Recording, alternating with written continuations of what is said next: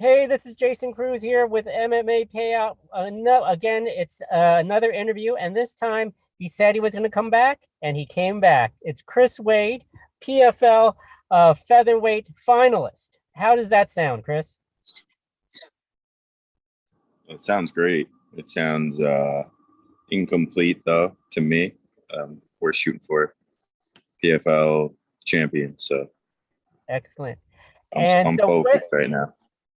where are you at right now? Oh, right now I'm at my house. I'm just in my yard. Pool's all closed up, but try to get some sun after training. So I have a few interviews lined up today, so I'm gonna try to enjoy the nice weather while I do those. Excellent, excellent. So, tell me, how are you feeling as we lead up to the final coming at the end of this month? I feel great. I've never felt better.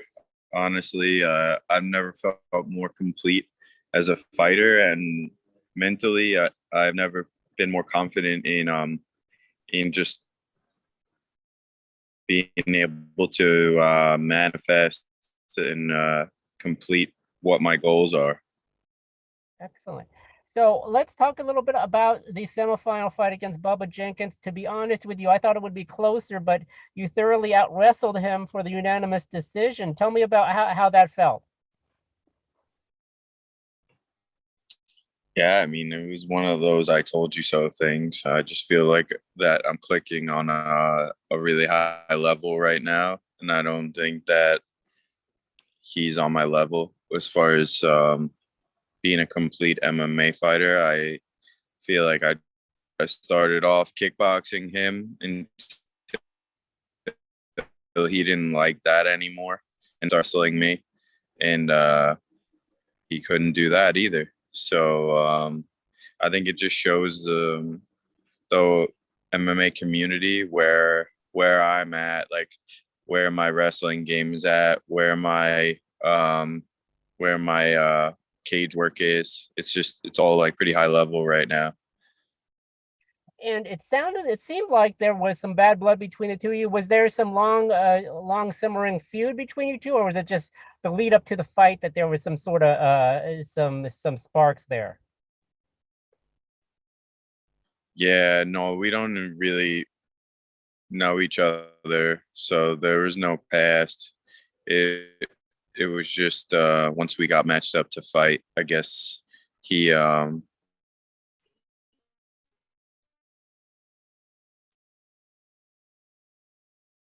Chris?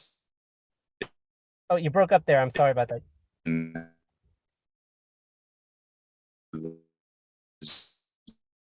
Oh, Chris, you broke up. You're breaking up a uh, little bit. back from confidence in myself. And so I don't have that personal confidence with this. My niece, he learning I was. Yeah, sorry, I'm on the Wi-Fi. It says I have full service. Oh, sorry about that. No, Um, that's all right. No worries. Can you hear me? do you have? Yeah, I got you back. Okay, cool. So let me ask you a I little bit about the lost your video. I have full service now. Like if I have, huh. I don't know what's going on. Oh, there you are. Can you see me? I see yeah, you. I've had. Yeah. Okay, sorry about that. So let's talk a little bit about your watch party there. Now, the TV crowd showed a full house watching you defeat Bubba Jenkins. Was that set up by your friends and family, or how did that come about? Um. So we always for each fight this season, we've been putting together viewing parties at a local hometown bar and restaurant in Islip called Maxwell's, and each round that I've advanced, the viewing party has been getting bigger and bigger. So it's really cool right now. My hometown of Islip is very, very much behind Island, and so it's giving me extra push and extra confidence going into this one. Now, is are these people your friends and family you personally know, or is it just people from the town that recognize that you're a hometown guy, so they're coming to support you? It's a combination of both. It's like family that couldn't make it out to the fight for whatever reason. They weren't allowing fans earlier in the year. It's friends that also couldn't make it, and then it's people hearing word of mouth that want to come down and support. People who know me. I have a relationship with a lot of people in town over the years, and so everyone kind of knows everybody here. Everyone's a friend or a family member somehow, pretty much. Oh, that's great. And so, do you know if the final will have an audience of fans? Yes, it will. It Okay. will. Oh, cool. So, are a lot of people going to make the trek down there to watch you in person, or will there be another watch party in Islip? There will be both. There'll be people down there watching it in person, and there'll be people at the watch party as well. There'll be both things going on for those people who can't travel midweek because the fight is midweek and they have work and whatnot. They'll be here at home supporting, and the people who are able to make some adjustments and want to come support are going to be down there, which is awesome. Okay. So, tell me a little bit about this fight camp upcoming for the Dagestani. Are you doing anything different from your previous PFL matchups, or is this business as usual when it comes to training camp? Um, Training camp. Yeah, things are a little different because we're sparring for a 5 round fight right now, and I'm sparring five fives with a different fresh opponent each round to try to simulate a fighter that can put pressure on me and put volume out there. So that's definitely a, a different feel to camp. Spar 5 or 6 rounds in a row as opposed to spar 3 or 4 rounds in a row. It's a any fighter will tell you there's definitely a difference. We've adjusting to the longer fight.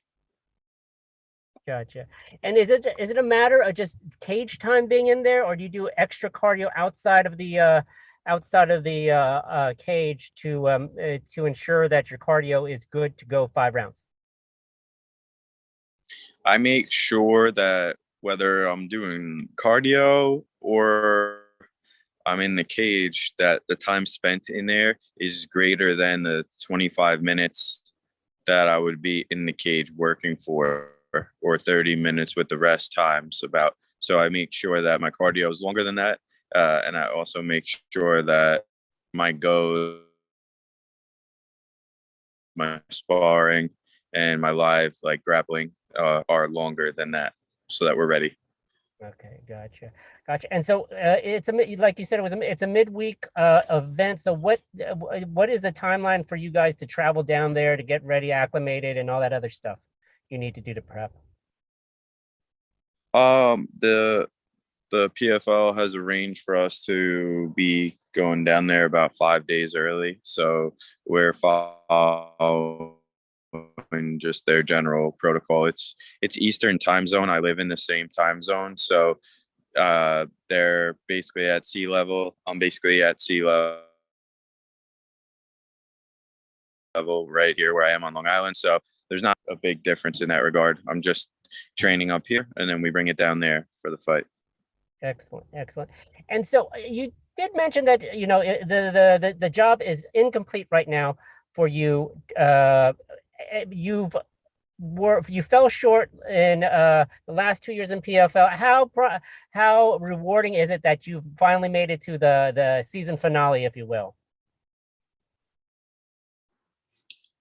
Yeah, I mean, going back to the first sentence we exchanged in this, while that feels good and it feels like where I belong, I also belong with the belt around my waist. And people who, when I've become especially myself in the past, when I've become like complacent and happy with like middle of the road accomplishments, in my opinion, then you don't get over that next bar. So I'm just I'm happy with beating Bubba because it was a step on the way to where I need to be. But this is the fight that I've been visualizing and dreaming about the whole year. I've known that I would probably fight Mobley the entire year in my head. Um, so it's like it's all coming true, and I this is what I want. Did you believe he was the second most complete featherweight out there in the PFL tournament? Yeah, I did, and that's why I felt like at the beginning of the year when I looked the roster over that it was going to be me and him. Um, I felt like there were some things in 2019 where I thought that he could have won that division, and Lance wound up winning again. But I knew that he would be hungry like I was because he didn't win the time before, and I just had a feeling that with him being a pretty complete fighter, a Russian Dagestani fighter, who I know they're tough, that it would probably be me and him. Okay. And so after you defeat him, what's the plan? Are you going to go on? I assume you're going on a little bit of a vacation here. Do you have any plan? Did you or your friends and family have any plans as far as what you're going to do to get take some R&R off before you decide on what's next for you? Yeah. So I definitely do have some stuff in mind that I would like to do, but I don't go about planning any of that until I accomplish what I want to accomplish because I don't like to try to plan some sort of celebration before I complete my goals. I think it's like egotistical, and it's kind of setting yourself up, your mind up for to be too relaxed. So those things will be created once I accomplish the goal. Okay. I'm very serious about that, like not doing that. Gotcha, gotcha. Yeah, you get focus on the task at hand.